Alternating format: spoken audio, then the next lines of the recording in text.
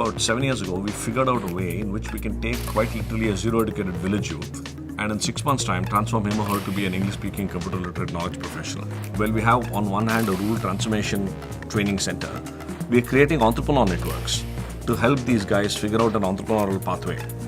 And then we're bringing corporates and other entities to work on the rural last mile.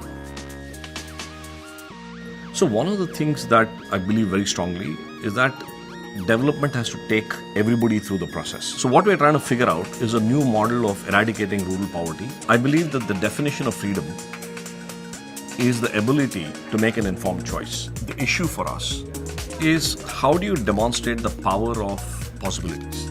One thing that is true everywhere is self-interest. We need to talk about enlightened self-interest. And therefore, you're talking in terms of cognitive empathy. If a street is dirty, we just look at it and say, this is not my street, and we walk away. That's apathy. Empathy is to say that, oh, the street is dirty, and I feel bad about it. But cognitive empathy is to say that the street is dirty, and I want to do something about it. I think that's the transition that we need to move our country through, right across.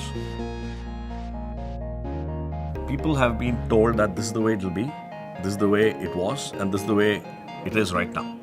To change that and to challenge that, you need to showcase role models. You need one believer in that community. So our endeavor in every taluk we work in is to find those set of change makers, is to find those set of positive believers, and to put them through such a transformation that everybody there wakes up and says, wow, how did this happen?